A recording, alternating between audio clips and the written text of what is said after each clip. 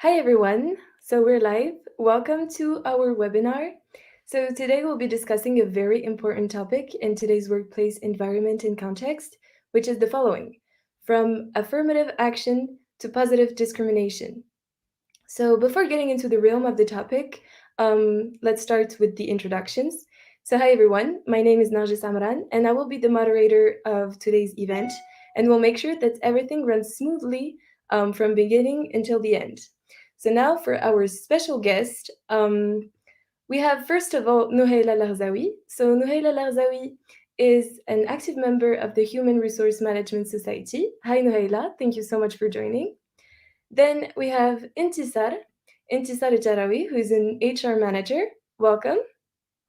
A CEO is also with us tonight. Her name is Khawla Tawil. Welcome, Khawla. And last but not least, we have Nur El Huda Shaibi. Nur El Huda is a diversity and inclusion specialist. So thank you guys so much for joining me today. And let me specify that this webinar is framed by our professional communication class, COM 2301, that we're all taking this semester. And therefore, the roles adopted for this webinar are fiction and will help us study this matter in different perspectives. By the way, this webinar will be recorded and can be accessed on this very link at any time. So now that this is done, let's move to the outline of today's webinar. So I will be starting with a brief overview of the affirmative action and define it for anyone who's unfamiliar with the term. Knowing that this topic is a little bit controversial, a historical context is much needed. So Nuhaila will take us back in time and explain to us why it was implemented in the first place. Then Intisar will explain to us how such a good initiative turned to reverse discrimination. With this in mind, Khawla will give us new strategies to implement positive discrimination in the workplace to fulfill the primary goals of including minorities. And finally, Nur El Huda will give us her analysis and conclude as to if affirmative action or positive discrimination in that case cause more harm than good. So, for anyone who has never heard of affirmative action, it dates back from the American workplace in the 1960s, and it is a government or private program designed to redress historic injustices against specific minorities by making special efforts for these groups by helping them access employment opportunities. So nowadays, we define it as a set of techniques and practice to include minorities and specific groups in areas in which they are underrepresented. So now that we have this in mind, I hope that this brief overview has stirred your interest and incited you to tune in with us tonight to know more about affirmative action and positive discrimination. And therefore, Nuhaila, the floor is yours to explain to us the context of the affirmative action in the American workplace in the 1960s. Go ahead. Thank you, Narjis, and good evening to our audience. So before diving any deeper into the topic, I believe it is indeed important to understand first the historical context in which affirmative action was born. Therefore, as we all know, America has a long and dark history with discrimination, starting from slavery until racial segregation, women's rights abuse, and so on. However, despite this, it was not until the 20th century that the American government has decided to do something about this. And by that time, women, as well as ethnic and racial minorities, were subjected to social and legal exclusion. Hispanic and African Americans were allowed only into low job positions that pay normally low wages, and women equally were forbidden from holding numerous occupations such as medicine, law, firefighting, and mining. Therefore, all of these factors kind of created a tension among the members of the society, which turned into a ticking bomb that had to be addressed quickly. For that reason, the first real attempt to fight discrimination in the US, more specifically employment discrimination, was taken by President John F. Kennedy in 1961. The president issued an executive order, which is somewhat similar to a law, that prohibited discrimination based on race, color, creed, or national origin, and that required for the first time taking affirmative action to ensure the employment and equal treatment of these applicants. Unfortunately, as was expected, this order did not cause much change. In fact, it did not get much attention from the public, and so discrimination still persisted. Therefore, following this, several civil rights movements protests occurred across the country. If Nargis can move to the next slide, please. So as I said, following this, several civil rights movements protests occurred across the country, including the famous March of Selma, which was led by Martin Luther King Jr.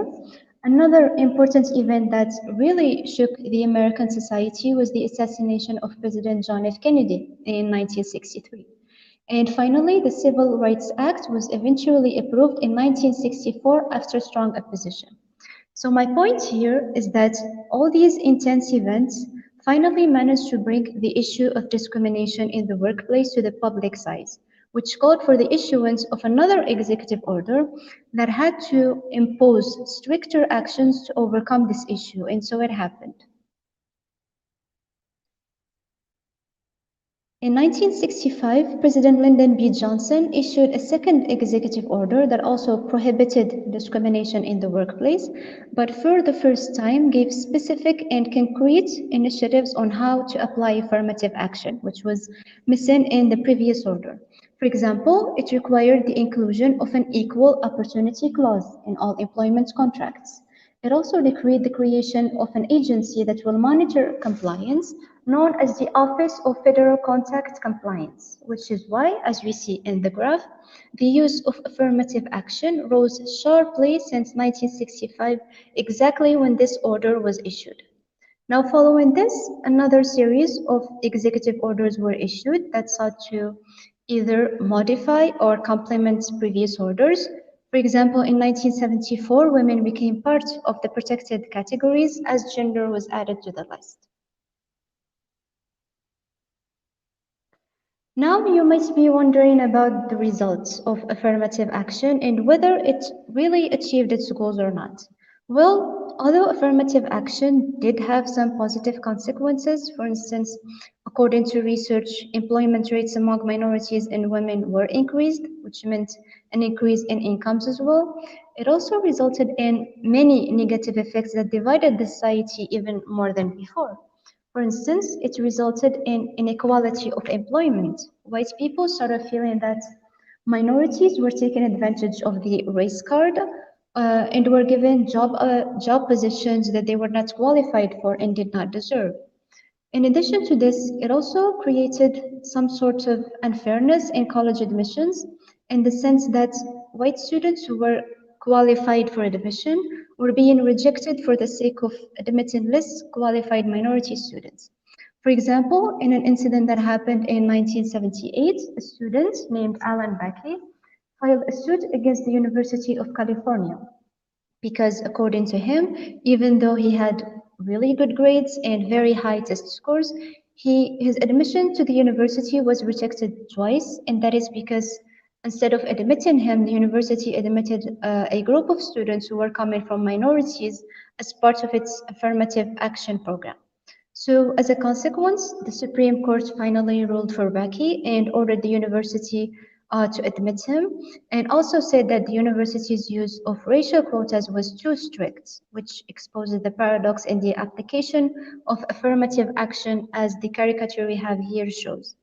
The Supreme Court says that affirmative action is okay as long as it's not too affirmative or too active, which is contradictory. And the man on the right, by the way, who says that I can live with that is actually Strom Thurmond. He is a former governor of South Carolina who was opposed to the enactment of affirmative action.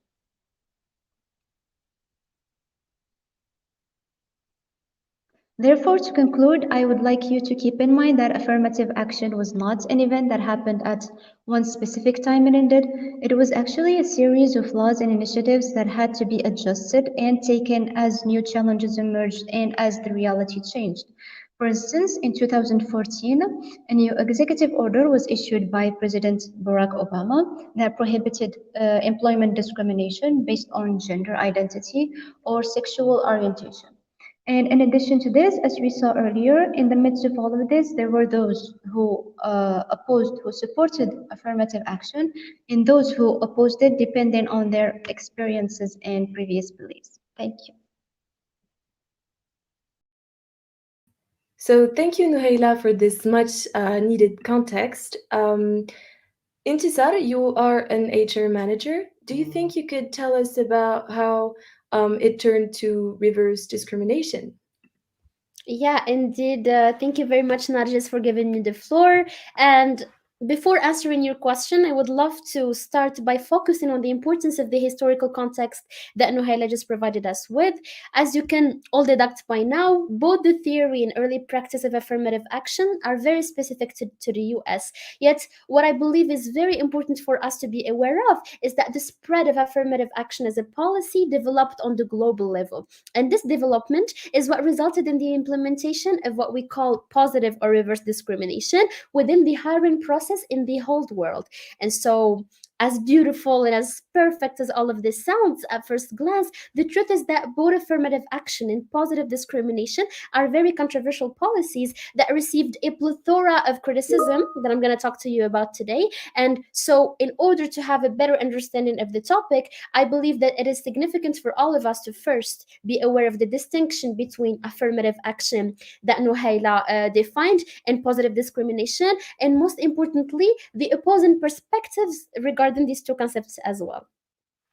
Therefore, I will be first introducing you to the two following definitions. So, these definitions are according to Noon, and by reading them, you can already conclude that there is a huge difference between positive affirmative action and positive discrimination, and you can clearly conclude that the difference is that in positive or affirmative action, the goal is to redress the existing disadvantages of minorities, but without taking them into account during the hiring, selection process, payments, promotion, and so on and so forth. However, in positive discrimination, which is, as I mentioned before, the involuntary result of affirmative action, uh, these these disadvantages are actually taken into consideration within the formal decision making process of candidate assessment.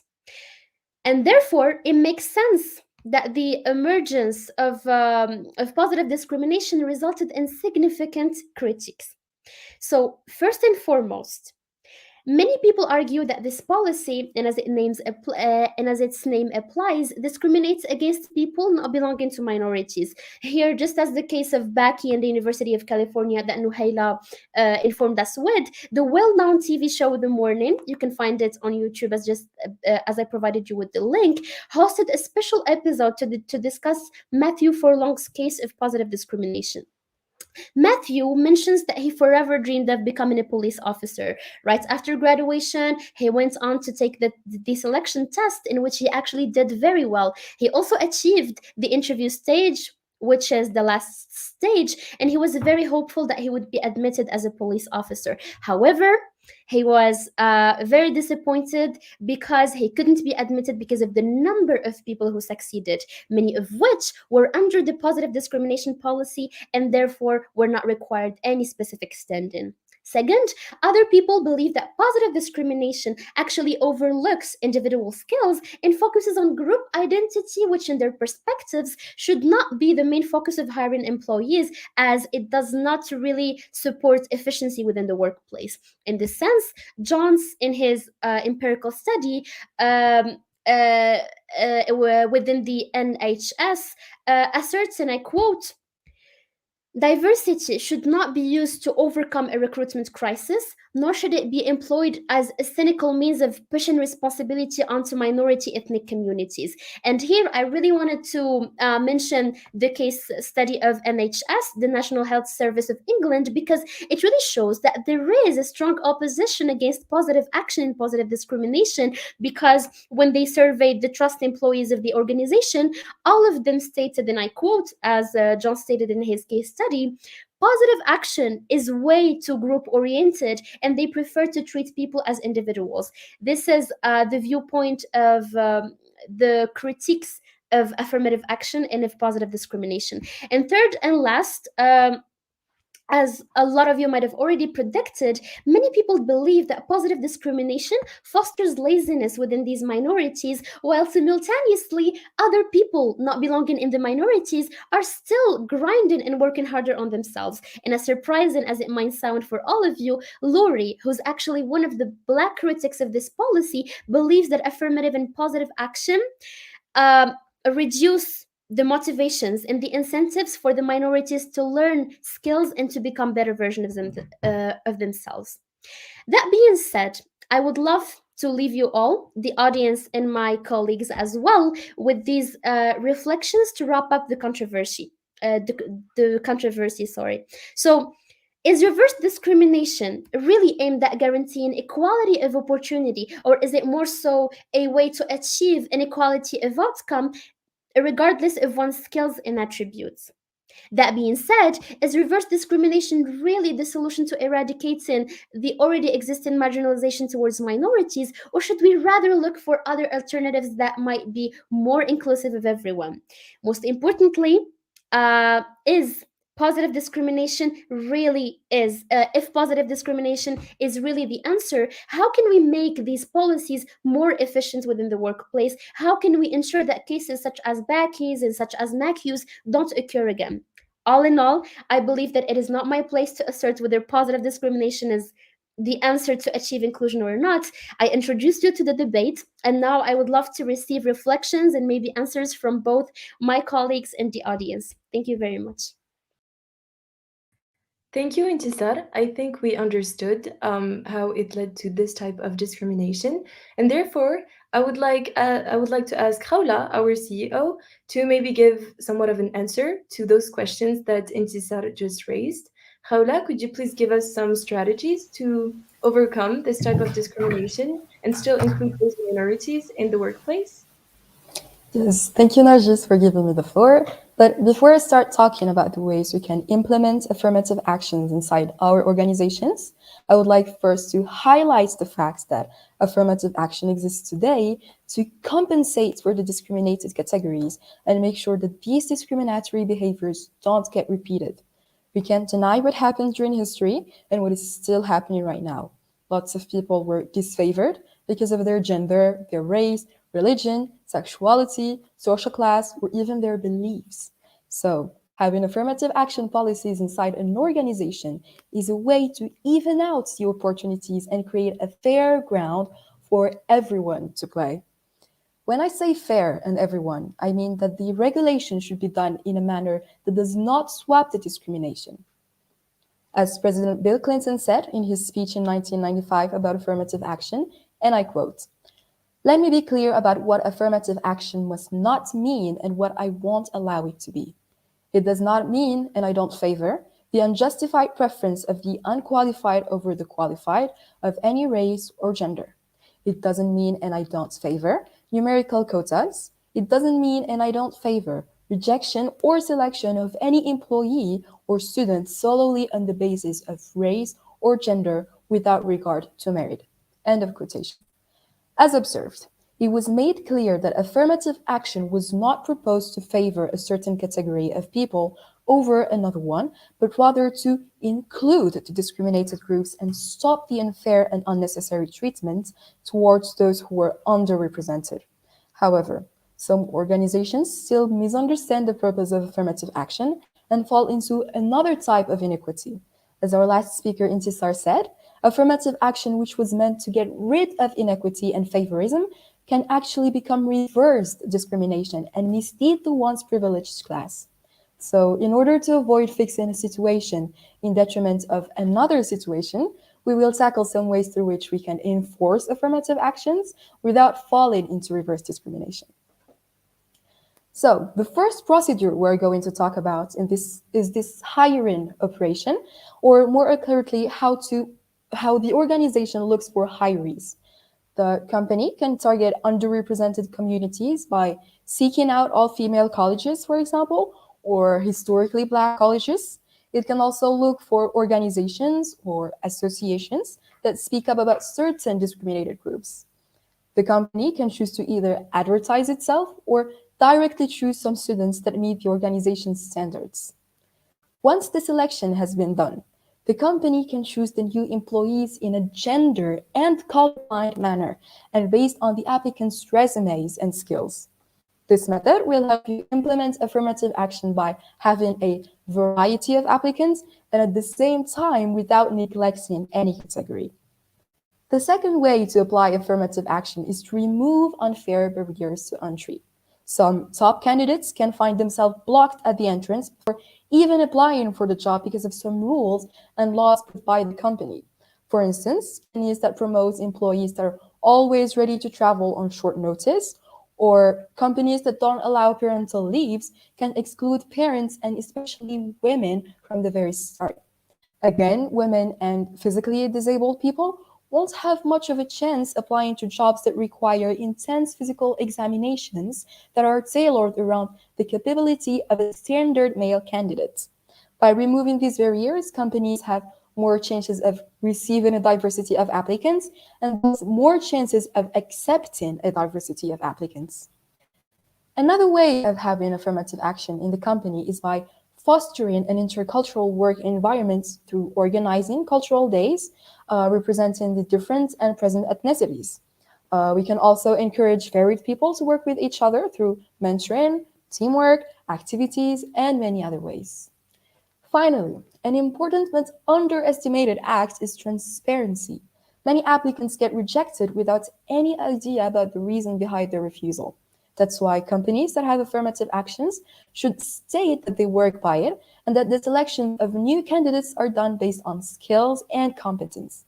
Managers can also send emails, for example, reporting the motives that made them either reject or choose the applicant in order to avoid confusion. So, all in all, if you're planning to employ affirmative action in your organization, just make sure to be fair and not omit anybody else. Thank you.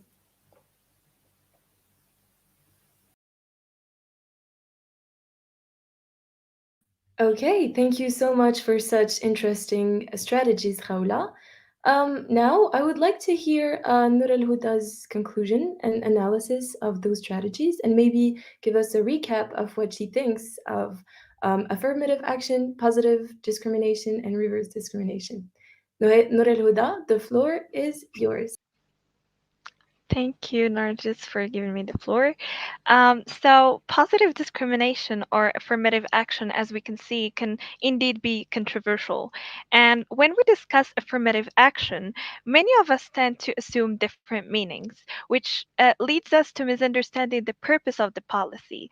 And to better understand the topic, we will first try to look at some problems that might cause this stigma of affirmative action.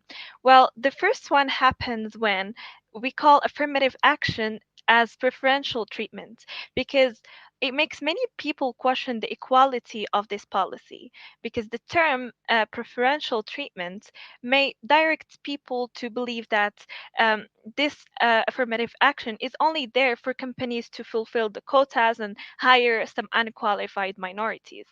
Another problem is when people believe that affirmative action is mainly implemented to correct the past wrongdoings of whites. But this policy is there for people or employers specifically to hire qualified applicants from underrepresented groups. The third problem arises when people become afraid to become jobless because of this policy. As we've seen with Ntisar's case study, well, positive discrimination aims to actively look for qualified groups who would not receive any opportunities without this specific protection of this policy. So, as long as positive discrimination is applied properly, nobody should ever worry about losing their position to any unqualified candidates. Um, Moving on to the next slide. Well, it is true that um, this positive discrimination can be unfair in some cases, and especially when employers give intentional preferences to neglected categories by making race or gender itself a favorable factor in the hiring decision. And this results sometimes in the inequality because employers might hire some minority over the white ones who might be considered more qualified. And the question here is, why do employers even engage in this conscious use of affirmative action? And according to Islan in her article on Berkeley's Journal of Employment and Labor Law, for such intentional preferences, there are three main reasons: compliance, social justice, and economic benefits. The first one is for the legal obligations. The second one meets the morality considering social conditions. And the third one is for the company's self interest.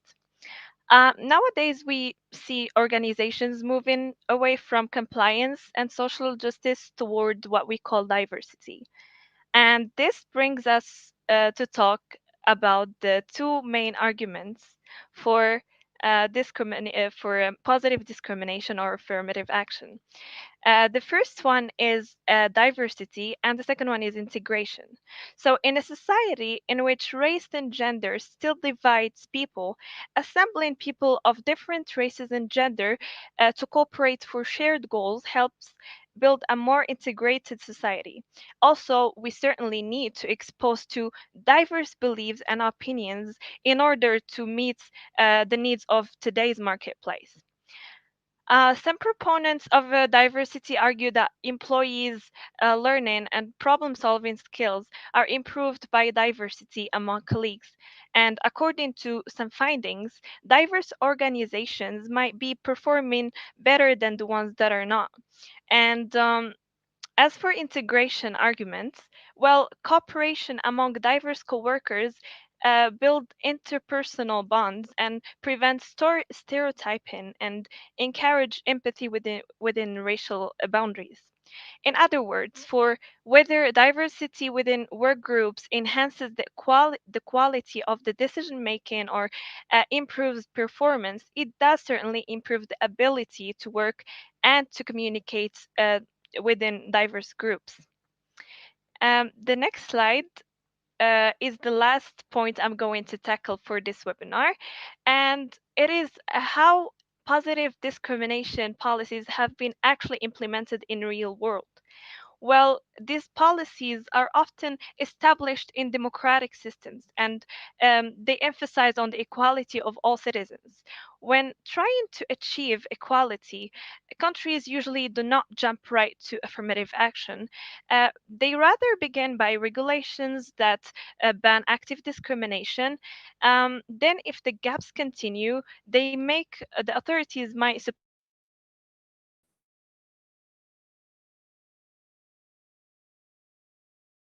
policies that deeper barriers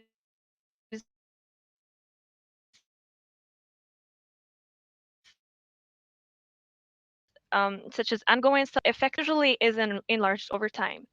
Well, the bottom line, can you move the slide, please? The next slide, please. Thank you. So the bottom line, as I was saying, whether it goes under the name of affirmative action or positive discrimination or workplace diversity, and whether it aims to fix past injustice or to encourage interracial learning and social capital, it is a beneficial program that works to integrate minorities into predominantly white masculine workplaces. And thank you all for your attention.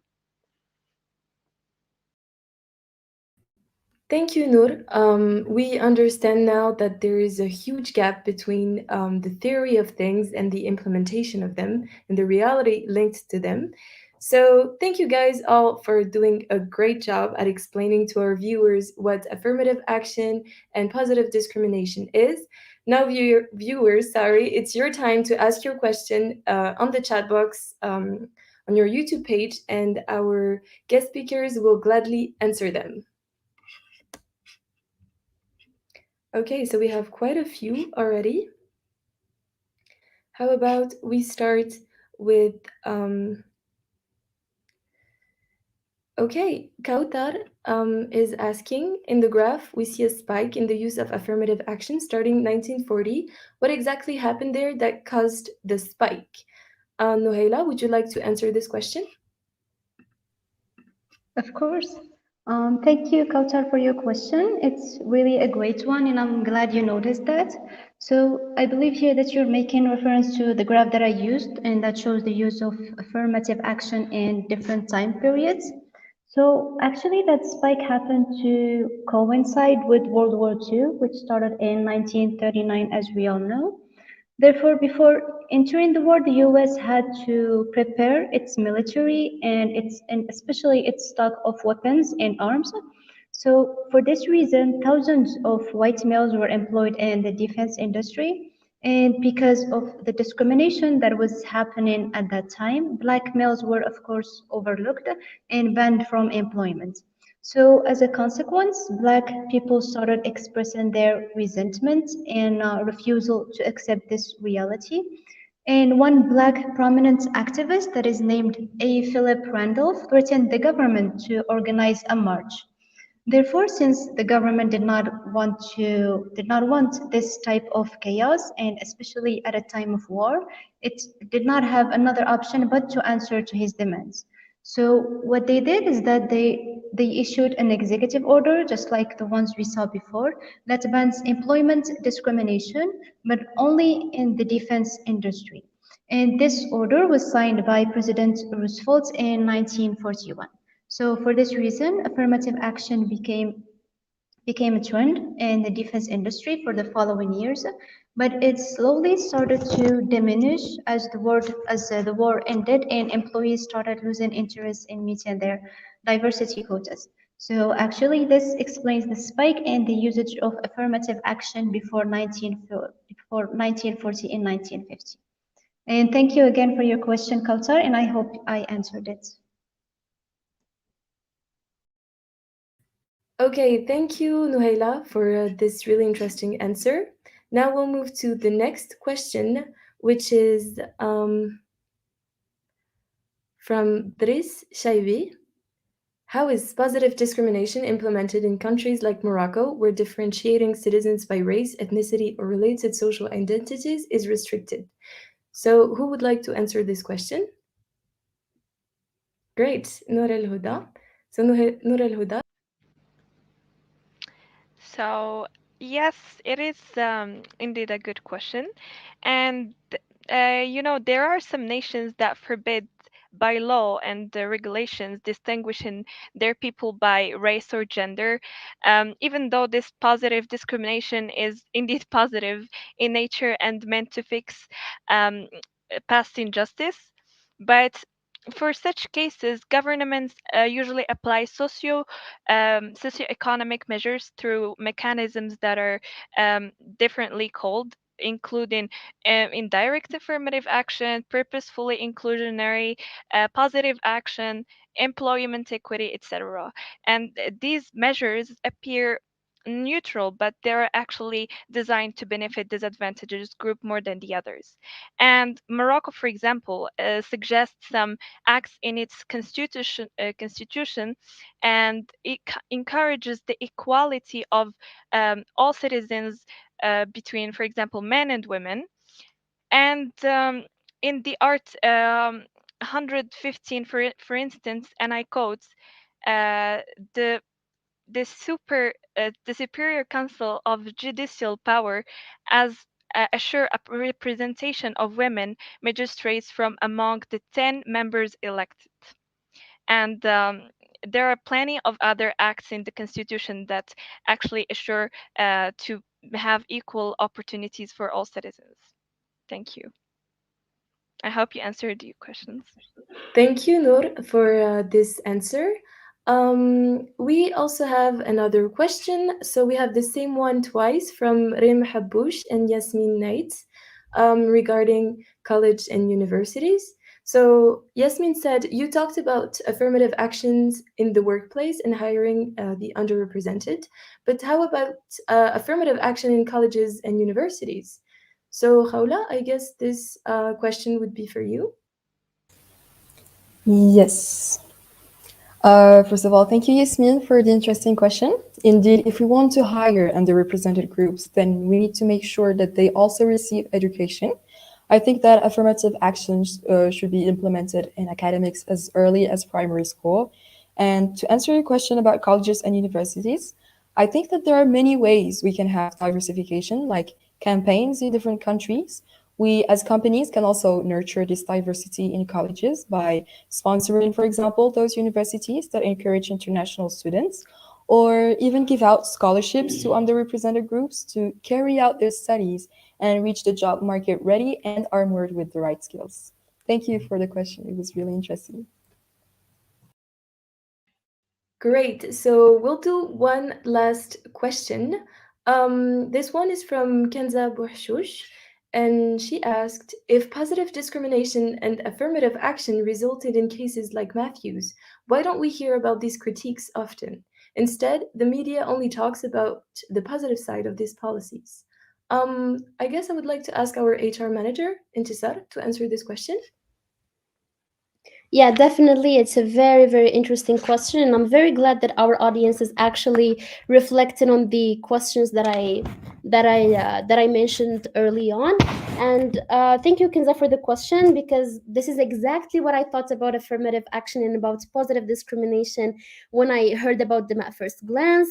But here, the answer is not really that simple, because I can just tell you that the reason behind which positive discrimination is viewed positively, is because it's the perfect answer, but that's not the case. The answer is actually very complicated, because I believe that a lot of parameters can play within this framework as reasons why we don't often hear critiques of positive discrimination. I would also, first of all, before answering your question, I would like to mention the fact that positive discrimination was actually constructed as a solution to a problem. So that might be one of the reasons why it's not receiving this much of criticism. However, I would like to mention what I believe to be the most obvious reason in my view, which is the fact that cases such as Matthew with the police force, such as Becky with the University of California, as significant and as significant as they sound, are not really that frequent. Um, they weren't able to create a mass media mobilization. They weren't able to create awareness raising campaigns towards the positive discrimination or the reverse discrimination that these people are facing. And here I remember a study by Burson Paul, who actually conducted research regarding this exact question that Kinza is asking us today. Uh, and what he found is actually the fact that within court laws, court cases of reverse discrimination were very, very, very few. And that is to say that that is to say that although in theory positive discrimination is indeed a reverse discrimination towards people who are not belonging to minorities, but still, in terms of case studies, the mobilization is very, very, very low to insignificant. Here I want to mention that, as Paul mentioned in his case studies, there were some mass mobilizations within the US against the equal employment opportunity laws that defended the fact that reverse discrimination was bad for them, the fact that reverse discrimination was gone too far in terms of its implementation in the workplace. Also, a lot of people in this movement believe that quotas in favor of women, in favor of the LGBTQ community, are discriminating towards white men. However, what I want to mention here is that uh, these policies, or I'm very sorry, these mobilizations are very, very infrequent, which makes them not very, very impactful, and thus we do not receive a lot of information when it comes to the critiques of positive discrimination. I hope that I answered your question, Kinza, and thank you very much for asking the question. Thank you so much, Intisar. We have a question that is specified to Noor. Um, Nur talked about subtle discrimination. My question is, what can be an example of subtle discrimination in the workplace? Nur, do you think you could answer this question for Lina? Yes, sure. My quick response would be like there are plenty of examples, of course, but I can give you like few and the most dominant ones in the workplace. Like, for example, questioning or judging female employees about their work just because of their gender, or maybe failing even to make eye contact with certain employees. Maybe they might be black or something. And um, mm, the third one, it's asking inappropriate questions about the history of someone who might be black, or questions about their family, you know. And so, yeah, that's pretty much what I can give you. Okay, so that brings us to the end. So we would like to thank you all for tuning in with us today, for your engagement and your nice comments. We cannot answer all of your questions, unfortunately, but we appreciate the nice comments. So thank you guys so much, and thank you to my amazing guest speakers for today's session. And we'll see you hopefully really soon. Bye.